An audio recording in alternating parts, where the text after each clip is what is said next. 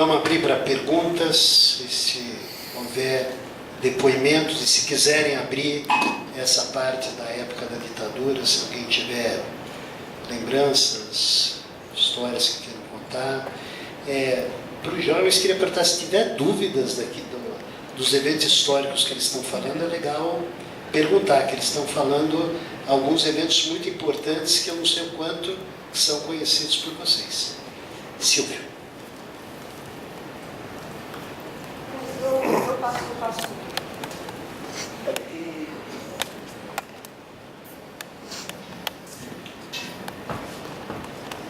Tem outro. Badu, vale um pequeno depoimento? Sem dúvida, está convidado para isso.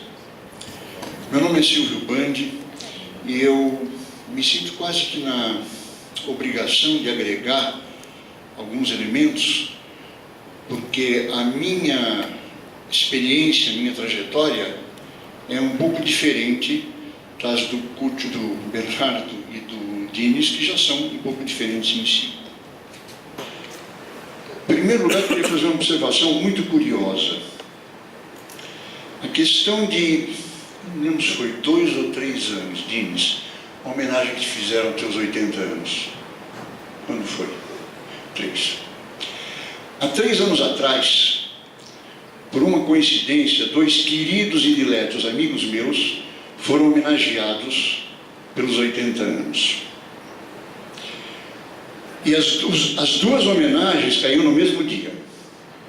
Uma era do Diniz, que foi na FAPESP, patrocinada pelo Celso Laffer, e a outra do Paulo Singer, ou Paulo Singer, que foi na Economia.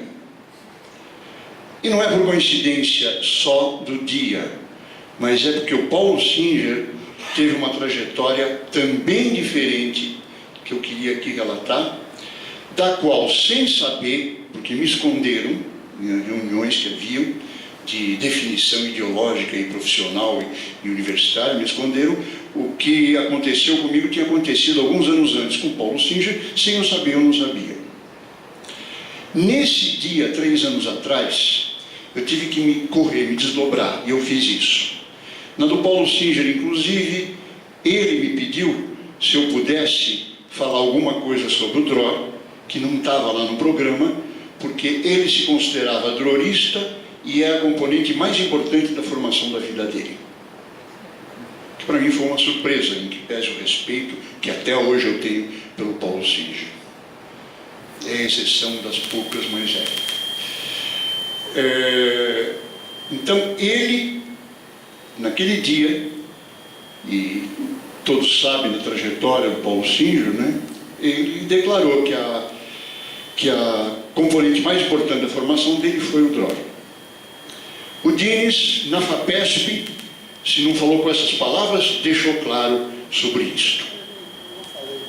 Não sei, alguém, então, é sério. Bom, então essa coincidência, que não é coincidência, é muito importante. O meu depoimento começa exatamente como um dos 2 amigos. A minha componente mais importante da minha formação, que depois desviou bem mais, foi o Dror. E continua sendo. O Dror, em que pese o seu aspecto, digamos, romântico, ideológico, e que tinha, nós todos naquela época não sabíamos, mas tomamos a história como concubina e acreditávamos mesmo no socialismo democrático, essa coisa toda. Na época, inclusive, também, assim como o Cúcio e o Diniz, o início da formação cultural e literária foi dada na base do Dror, e até hoje certos vetores que nos norteiam. No caso do Diniz foi o Jean Christophe, do Romain Rolland. No meu caso, que fazia parte da bibliografia básica, você lembra, Cúcio, que tinha lá no ar, 2 páginas bibliografadas, bibliografia básica, eu tenho até hoje. No meu caso não era o Jean Christophe, mas era o Les Thibauts, os Thibauts do Roger Martin de Caro. História do Socialismo das Lutas Sociais, era do Max Beer, em 2 volumes, e tinha que eu lembro é 2, mas enfim. E tinha também a concepção materialista de história do Plekhanov, que era menchevique. Isso nos formou. Realmente, o meu marxismo, que depois eu fui aderindo, ele veio nessa base dada por excelentes madrighim. Eu não fiz aliar como Cúcio, e eu não fui me afastando do DROR por motivos, digamos, ou profissionais ou culturais. O Atenoar era um movimento, como ainda é, acredito, sionista socialista. E eu comecei a cobrar, por inclinação minha, eu comecei a cobrar mais socialismo do que sionismo. E havia alguns problemas. Eu discordo, um pequeno detalhe do Cúcio, o DROR não era assim tão marxista e tão revolucionário. O Schomer sim era, o nosso concorrente. Eu me lembro de um acontecimento que o Cúcio está envolvido, ele não lembra a segunda parte, ele acha que não é bem assim, mas enfim. O Cúcio fez, eu devia ter uns 15 anos, 16 anos, o Cúcio 2 anos ou 3 anos mais do que eu. O Cúcio, Bernardo Kuczynski, é chamado Cúcio no ar. O Cúcio fez uma exposição muito boa sobre a Revolução Francesa. Até aí você lembra, Cúcio? Revolução Francesa. Bom, não lembro. O Cúcio fez uma exposição, ficou dias e noites, dormia lá no SNIF, como a gente chamava, da Rua Prats 93, segundo andar, o antigo Centro Hebreu Brasileiro. Uma exposição maravilhosa e teve muito sucesso. Inclusive vinha gente da Juventude Socialista para ver aquilo lá. A gente tinha uma ligação no ar um pouco incipiente com o Partido Socialista por intermédio de um militante, velho militante trotskista e socialista judeu, que era um médico que chamava-se Dr. Fevro Gikovati, pai do Flávio Gikovati, atual. E eu fiquei muito impressionado com aquilo. Eu já estava com as minhas cobranças ou tendências mais socialistas que sionistas. Eu propus, isso o Cúcio não lembra, ele acha que é coisa de ficção, mas enfim, eu propus para o Cúcio, e na época, para o meu madrigh, que eu me lembro até hoje, depois se tornou jornalista, hoje não está mais, é aposentado, etc., chamava-se Davi Averbach, o Duda. Eu propus que a semelhança que se fez da Revolução Francesa se fizesse uma grande exposição compreensiva da Revolução Soviética. Tá? Eu falei isso no dia do lançamento do livro do Cúcio, ele não lembra, mas foi. O Cúcio topou, achou interessante. Vamos falar com o Duda, que era meu madrinho. O Cúcio era de uma chifá maior. Aquilo foi parar para decisão de um raveiro, não sei se ele está vivo, deve estar, chamado Zício, acho que era Zisman Simbalista, salvo engano, que simplesmente vetou. Aí causou uma confusão bastante grande. Silvio, eu vou só te pedir para você tentar ser breve para dar oportunidade para outras pessoas, por favor. Estou me estendendo. É difícil, Bom, daí a diferença, digamos, da minha trajetória foi que, com minhas tendências socialistas, eu me recusava a não fazer faculdade. Eu queria fazer faculdade. Eu queria, naquela época, fazer a faculdade de filosofia. Como eu entrei na primeira vez na faculdade de filosofia, fazer filosofia mesmo, não ciências sociais, como alguns faziam. E aí eles me encostaram na parede numa reunião terrível, não interessa agora os detalhes, essa reunião de definição ideológica e de vida era terrível, também influenciada pelo fato que eu era o único filho de pais idosos, que não tinham família aqui, ia deixar assim uma pior, digamos, afetivamente. Então eu saí do DROR e fui para a Juventude Socialista. E lá eu militei na Juventude Socialista. Lá é que eu tomei conhecimento de que essa cisão minha tinha sido antes, eu não sabia, o caminho do Paulo Singer, que também tinha rompido com o DROR, no cargo mais alto que havia, salvo engano, um nome complicado que era Sgan Maskir da Anagartit. Era isso? Bom, era o Paulo Singer. E aí eu fui para a Juventude Socialista.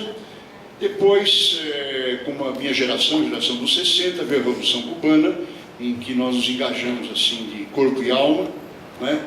Eu fundei e fui durante 2 anos presidente do Comitê de Apoio à Revolução Cubana, aqui em São Paulo, depois no Brasil. E aí, por uma dessas coisas, circunstâncias de vida, sempre eu com amigos jornalistas, por causa de uma amizade que eu fiz quando eu era vice-presidente de Relações Externas da União Estadual dos Estudantes em São Paulo, eu conheci um jornalista que estava exilado aqui, o Miguel Urbano Rodrigues, meu querido amigo e irmão até hoje, está com 90 anos e está bem, amigo do Dines também, conheceu bem em Portugal, e de lá eu comecei a militar. Ninguém entendia porquê, achavam que Bandes não era português, eu comecei a militar na oposição antifascista de Portugal e Espanha, principalmente Portugal, e anticolonialista. Daí nós fundamos o MABLA, Movimento Afro-Brasileiro de Libertação de Angola, do qual eu fui também presidente durante 2 anos, com missões para a África e tal. E, enfim, essa foi a minha trajetória. Sempre, nunca deixei de esquecer alguns vetores emocionais ou principalmente de integridade, de ética, de solidariedade e de companheirismo, que foi assim a base, os pilares básicos da minha formação. Obrigado, Silvio.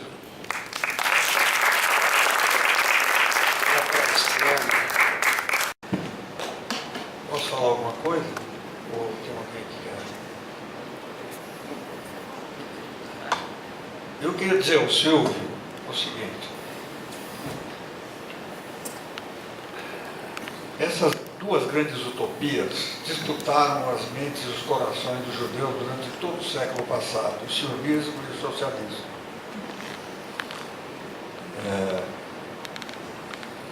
Assumiram diversas formas, combinações, e hoje nós estamos na seguinte situação: o Estado de Israel é uma realidade, o sionismo, sem dúvida, foi uma das coisas mais épicas que aconteceram no século XX, a construção do Estado de Israel. Vive hoje um momento muito difícil, com um predomínio de forças de direita e de extrema-direita, e no sionismo em si, o sionismo religioso, parte dele inclusive fanática. É uma sociedade de classes onde é uma luta de classes. Do ponto de vista do projeto de constituição de um lar nacional judeu, sem dúvida, foi uma grande epopeia. E a utopia socialista, onde é que ela foi parar? O que a história fez dela? Nada. Nada. Derrota, desilusão, derrota, desilusão. As atrocidades do stalinismo, os Pol Potes, os sendeiros luminosos, e a emasculação do socialismo na China, e um socialismo precário, paupérrimo em Cuba, e um regime totalitário na Coreia do Norte. É isso que sobrou. De maneira que os dilemas que o Paul Singer viveu naquela época, que você viveu depois, eu me lembro do dia em que eu subi o número 93 da Rua Prates, e as portas de ferro que ficavam no meio da escada estavam baixadas, e o boato que corria que o Paul Singer estava dissentindo. Paul Singer estava dissentindo. E não porque o sionismo não era socialista, salvo engano meu. Ele estava dissentindo porque ele não aceitava a ideia de que nós estamos tomando terras de um outro povo. Essa era a divergência principal. No fundo, claro, havia a ideia dele de que a solução do problema judaico seria numa sociedade socialista. Ideia que, como nós vemos agora, está errada. Os alemães mataram a massa do povo judeu e os stalinistas mataram os escritores e os poetas judeus, os intelectuais judeus, de maneira que o massacre veio dos dois lados. Eu acho que quando se nega o sionismo devido à situação atual que Israel vive, na verdade é uma posição antimarxista, porque ela está negando à sociedade israelense o direito de ela ter uma luta de classes. Entende? Ela tem, como tivemos um fascista recentemente na Itália, como tivemos o Bush nos Estados Unidos. E nem por isso essas entidades, essas sociedades é negada a elas a sua legitimidade. Entende? Então essa é que é a questão. A luta com a sociedade melhor continua mesmo na situação atual em que Israel se encontra. É isso que eu queria dizer. Queria também, lembrei aqui de uma coisa que eu queria acrescentar. Na nossa formação no DROR, de novo, estou falando dos anos 40, né, depois do fim da Segunda Guerra Mundial, não se falava dos árabes. Era, sabe, como se não existisse. Não, tem lá uns emirs que querem dinheiro pelas terras, e de vez em quando tem uns malucos lá, o mufti, mas o problema árabe nunca foi. Os textos do Martin Buber, que são posteriores, pelo menos os textos que ele escreveu, inspirados no humanismo, naquela época, não. O problema dos árabes, nós passarmos ao largo dele. São analfabetos, como bandidos, isso, armados, assassinos. Em Hebron, em 29, houve aquele massacre. Mas eu acho que isso foi um erro. Isso foi um erro. E eu acho que é um erro, não só do DROR aqui, ou na Shomer aqui, mas eu acho que com relação ao judaísmo como um todo que se identificou com Israel, ele esqueceu dos árabes. Acho que esqueceu dos árabes. Algumas providências poderiam ter sido tomadas antes. Eu lembro que, já jornalista, já dirigi o Jornal do Brasil, calhou que eu cobri a Guerra dos 6 Dias, acho que o único brasileiro que foi lá, e depois me chamaram para falar na Hebraica do Rio de Janeiro, então um clube hoje absolutamente decadente, e eu fui lá, o trânsito parou, era uma coisa. E eu tive também a sorte de cobrir a invasão da tomada de Quneitra, lá no Golã. Acompanhei desde o início, por sorte. A guerra tinha acabado, eu peguei o fotógrafo Thomas Shire, filho do Peter Shire, um grande fotógrafo alemão que veio aqui. Falei, vamos dar um pulo ao Galilo, que é lindo, agora é maio, junho, deve estar lindo, fresquinho. Nós estávamos de carro, eu tinha um Fusca alugado, fomos para lá e de repente no caminho, checkpoints militares, aviões bombardeando, e tinha começado a campanha da tomada do Golã.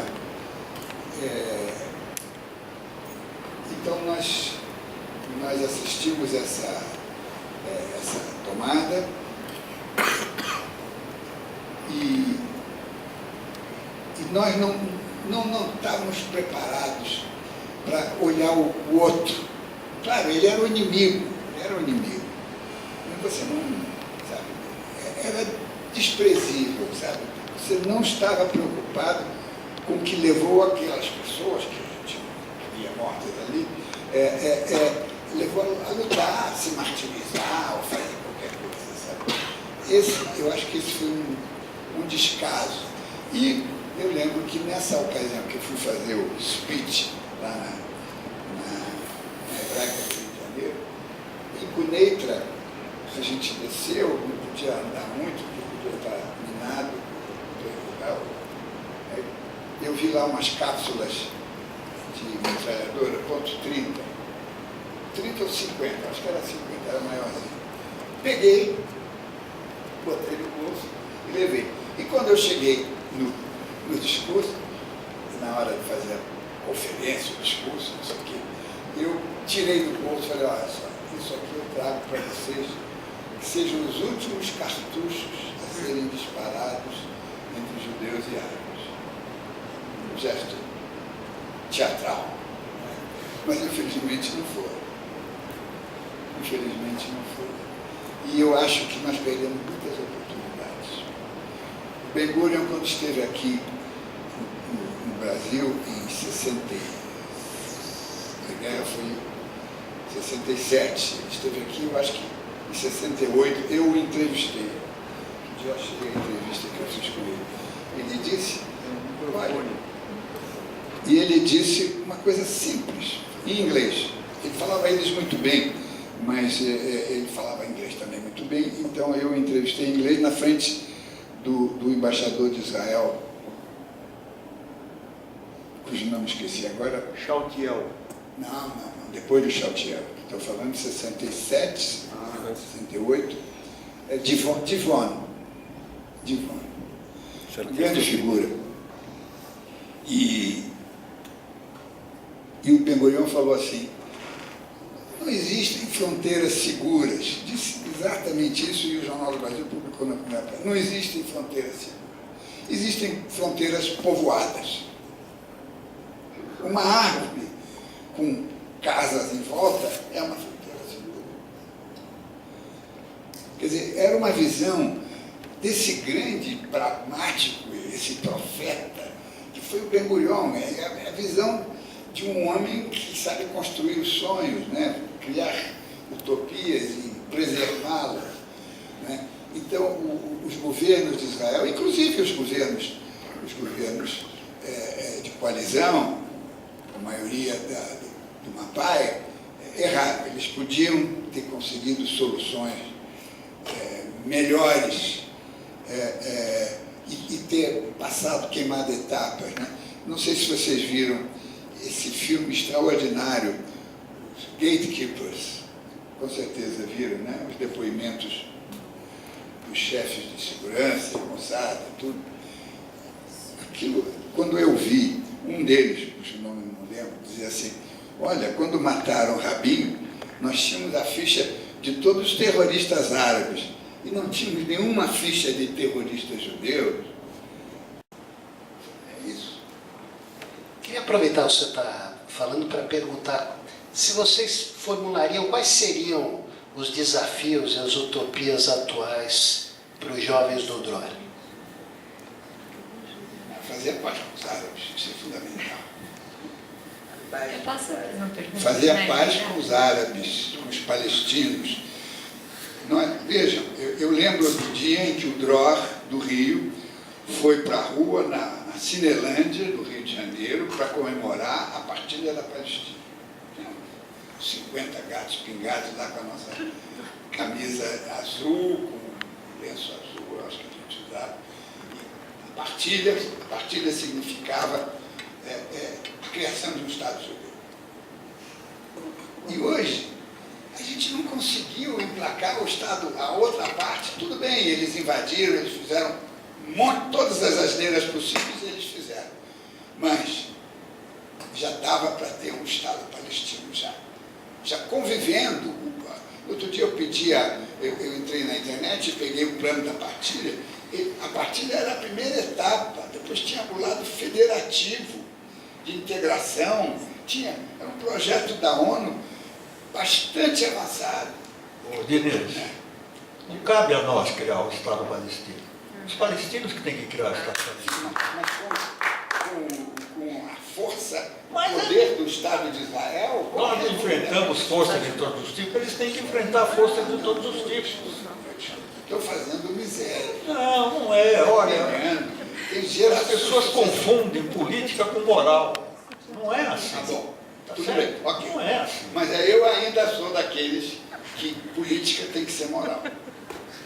Não, desde o Maquiavel, que já se Tudo bem, definiu que... Tudo tudo bem, eu estou atrasado. É isso. É que eu fico admirado, quer dizer, cabe aos palestinos descobrir as formas e os meios de constituir um Estado palestino. Inclusive entendendo que Israel hoje é dominado por uma coalizão fascista. Tá certo? Não cabe a nós, não cabe a mim. Mas não cabe a nós impedir que o outro tenha direito à sua autodeterminação. Sim, cabe sim. Cabe aos dois. Eu não entendo de fato, sabe, é uma coisa que não... A crise que eu passei, uma coisa você tem razão. Nós fomos educados na Tnuá de uma forma totalizante que excluía a questão árabe. Então, do ponto de vista do conhecimento... Já estamos chegando lá. Não, isso eu concordo com você. Não é que falava-se mal dos árabes, ele não existiu. Não era um cogitado. Não era um problema. Agora, na crise que eu me lembro que nós passamos... A Golda Meir falava que não existia palestino. Não só isso, A como crise que eu passei no ar, ainda antes de fazer a Jihad, foi a crise da Operação Suez. 56. Ali a nossa ideologia entrou em crise. Por quê? Porque é uma operação imperialista para derrubar o Nasser, em que Israel cedeu a França e a Inglaterra. Agora, o que aconteceu ali? Ali aconteceu uma coisa que comigo ia acontecer muitas vezes depois. Eu não parei para pensar. Eu não parei para fazer, sabe? Mas agora nós temos a obrigação de pensar, pelo menos eu e você. Não, mas é porque isso aconteceu também. Depois, quando chegou a luta armada, a gente também fazia as coisas sem pensar. Tanto os que faziam a luta armada, como os que apenas a lutavam. Porque se tivesse pensado, não fazia a luta armada naquelas condições. Então, há muitas vezes na vida da gente, na política, que a gente vai se deixando levar. Por algum motivo a gente não dá aquela parada para pensar que o Paul Singer deu aquele dia ou que o Silvio Band deu aquele dia. Tá certo? Mas eu não concordo muito com esse discurso pietista e que o coitado dos árabes, coitado dos árabes, coitado dos árabes. A história não é essa. Entende? A história é um pouco diferente. Eles rejeitaram a partilha, eles estiveram de 48 a 67, durante quase 30 anos, sob domínio jordaniano e não criaram o Estado palestino. Não criaram o Estado palestino. Mas Entende? alguma coisa tem que fazer para frente. Mas é que isso é história. Eles só tiveram a consciência nacional palestina ao reagir à ocupação israelense. Então é uma identidade nacional agressiva. E nós temos que entender que ela é assim. Entende? Nós temos que lutar pelo aprimoramento político e moral da sociedade israelense. O problema palestino é dos palestinos. Tá bom. É isso. Eu acho. Então pensamos igual. Gente, eu estou recebendo uma orientação aí que a gente tem um horário para fechar. Eu estou preocupado que você queria perguntar um tempo. Ela e o Daniel que já pediu há muito tempo. E aí a gente... Eles dois já fazerem as perguntas. E a gente... E fechar. Tá ótimo. Eles Vamos vão lá. fechar aqui. Mas já fica o convite para a gente continuar essa conversa lá no drama. Bora. Vamos lá. É que eu vi que vocês dois... Comidinha. Vai para fora e lá no drama com comidinhas. Tem Beiga. Então, eu percebi um pouco que vocês dois ou se desapontaram ou se afastaram um pouco das questões de Akshamá na Tnuá. E eu queria saber se hoje, com novas questões halutzianas, como as comunas, Martin Buber, igual você falou, e tudo isso, vocês veem a aliá halutziana ainda como algo válido, e qual é a relação que vocês acham que o sionismo deve ter hoje em dia, seja socialista ou sei lá, com a diáspora?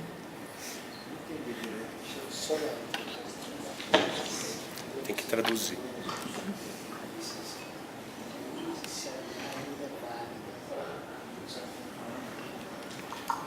Eu queria primeiro fazer uma pergunta para o Bernardo e depois uma para os dois. Há pouco tempo atrás teve uma visita, acho que era do representante de Relações Internacionais do Partido Trabalhista, que foi visitar no Instituto Lula a Clara Anta. Acho que foi Samuel que filmou, não foi? E foi uma conversa hebraica interessante, mas ela se queixa, a Clara Anta, da dificuldade de basicamente ser judia naquele ambiente. E inclusive ela fala sobre a CUT alguns anos atrás, e dos eventos, e que inclusive ela tentou lá colocar judeus e palestinos. Ela disse que hoje era até impensável, até se falar sobre Israel é algo que gera uma antipatia muito grande. E eu queria um pouco ouvir isso, de como você vê essa questão, quer dizer, como os judeus na esquerda podem se colocar, ou não na esquerda, né? A minha opinião hoje sobre essa questão de olhar isso é o seguinte: dado que já existe o Lar Nacional Judaico, dado que ele é uma realidade, eu não acho mais que o sionismo é uma coisa importante. Ele já realizou sua função histórica.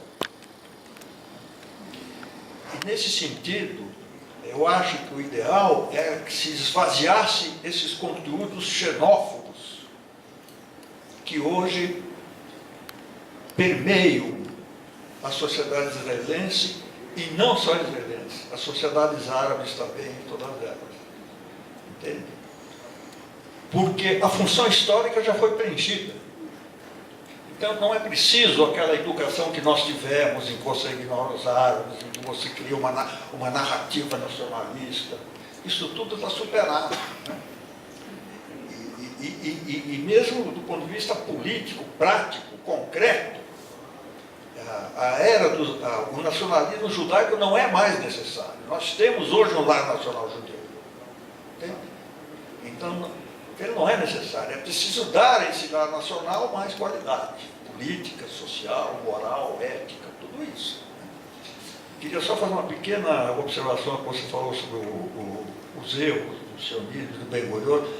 Em Israel fala-se que o principal erro do Ben-Gurion, se é que eu vou chamar dele, foi que ele, desde o começo, se tornou dependente dos religiosos. A configuração política era tal que ele fez um acordo com os religiosos que nos levou à desgraça que é hoje. Esse que aponta que foi o erro principal, esse pacto com os religiosos. Porque o sionismo era laico, no começo era absoluto. Ser esquerdista e judeu.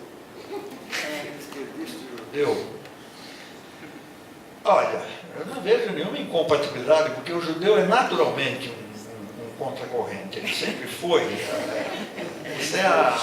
Aliás, se você for definir o que é um judeu, é justamente isso. O judeu é um sujeito que está sempre à margem, sempre contestando, inquieto, angustiado, né? Cobrando. Estão cobrando por que nós não temos um Estado palestino, quando isso é questão dos palestinos e não nossa, e ele fica se cobrando. Então não há nenhuma incompatibilidade, né? Hoje existe uma situação de desconforto, porque uma das poucas bandeiras revolucionárias, por assim dizer, que existe hoje no mundo é a causa palestina. Ela se tornou um símbolo, como antigamente você tinha as guerras de Angola, o Vietnã, tudo, né? Então hoje a causa palestina se tornou um símbolo poderoso de luta contra a opressão, e nós somos os opressores. Né? Então você tem um discurso de esquerda extremamente reducionista, no limite antissemita, muito pouco informado, aliás, não quer ser informado, né? E isso cria uma situação delicada para quem é judeu e esquerdista ao mesmo tempo, né? Que exige até, às vezes, um pouco de coragem para falar em público, né? Então, essa é a situação que a gente vive hoje.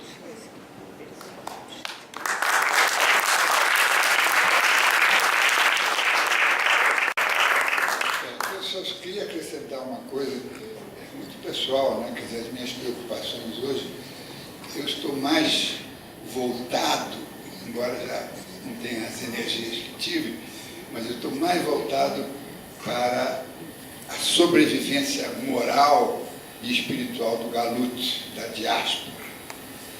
Que o sionismo foi criado na diáspora, e a diáspora é é muito importante e ela não pode ser abandonada, ela não pode ser empurrada pela chantagem dos dirigentes religiosos ou de direita de Israel. Né? Quer dizer, no dia em que a comunidade americana conseguir se libertar dessa obrigação mórbida de seguir o Bibi para o suicídio, aí o galuto ganha, a diáspora ganha uma nova dimensão. A sua antiga dimensão de trazer iluminismo, esclarecimento, é o que está faltando. Os judeus estão se desperdiçando pelo mundo, presos a projetos intolerantes, reacionários, e apoiando todas as causas erradas, porque, sabe, a gente não consegue ser contra a Turquia, que está matando os curdos, porque a Turquia é um aliado potencial, quando está bem-humorado, é aliado de Israel. Sabe, agora, a tragédia do povo curdo, Ben Gurion se preocupou. No início dos anos 50, tinha relações com aqueles grupos daquela família Barzani, líderes curdos. Depois, a Guerra Fria nos afastou, afastou Israel dessas reivindicações. E a gente não pode ser mais solidário, sabe? Esse menino curdo que morreu de 3 anos, que comoveu o mundo, ele não era sírio, ele era curdo. A nacionalidade era síria, mas ele era curdo, o sobrenome dele era Kurd. Não era... Desculpe, agora nós somos culpados porque o menino curdo... Não. Eu, graças a Deus, tenho um complexo de culpa enorme. Foi um grande dom que o judaísmo me deu. Eu me sinto culpado, sim. Por que Israel não consegue ajudar os curdos? Se ele conseguiu essa epopeia maravilhosa, por que eles não podem conseguir também? Hein? Isso aí teve um escândalo há umas semanas atrás que a maior parte do petróleo produzido na região autônoma do Iraque é comprado por Israel. Não sei. Mas, em suma, eu acho que o Kuczynski levantou coisa muito importante. Eu acho que nós somos que ser obrigatoriamente idealistas, moralistas, no grande sentido, humanistas, não esquecer a política, sabe? Se os mais velhos não trouxerem acesa alguma chama, os mais jovens vão se perder mesmo. Antes de fechar, isso aqui parece uma discussão também de veneno, parece? Parece, né? Quer dizer, inclusive eles estão discutindo teses, antíteses, né? Mas eu queria, não me perguntaram, mas só para terminar, eu queria dizer para você que eu concordo com uma coisa que o Gene está falando, que o Kuczynski também falou. O movimento sionista gerou 2 movimentos de libertação nacional, não foi só um. Ele gerou também o movimento palestino. E talvez a gente tenha que se perguntar se a atitude socialista verdadeira não seria a gente sim se importar em encerrar o ciclo do sionismo pela luta no Estado palestino, né, e pelo fim da opressão ao Estado palestino. Acho que essa é uma questão que não dá para fugir dela. E a outra coisa, eu acho que vocês hoje puderam acompanhar um relato que, como se diz, sobre os ombros de 2 gigantes, né? E aí o bacana de poder ver isso, né, é exatamente poder ver que eles estão falando da prática, do estudo, do desenvolvimento, do sonho a vida toda, né? Pode mudar a utopia, pode mudar... Que gigantes são esses? Vocês dois, né? Agora ele vai brigar comigo, mas tudo bem. Então, eu acho que é muito interessante poder pensar esse espectro, né, de valorização do sonho, porque talvez um dos maiores problemas que hoje a gente pode ver no mundo da gente é a ideia de que as pessoas não se estão dando nem mais o direito de sonhar e errar, né? Já não se sonha muitas vezes, né? Então, Vocês estão vendo gente que sonhou e que viu o sonho ser mudado, frustrado, mas volta a sonhar e volta a pensar e volta a fazer novos cenários e novos frontes de significado e de sentido da vida, e acho que isso tem uma boa relação com o que viveram no tempo deles de movimento. Muito obrigado.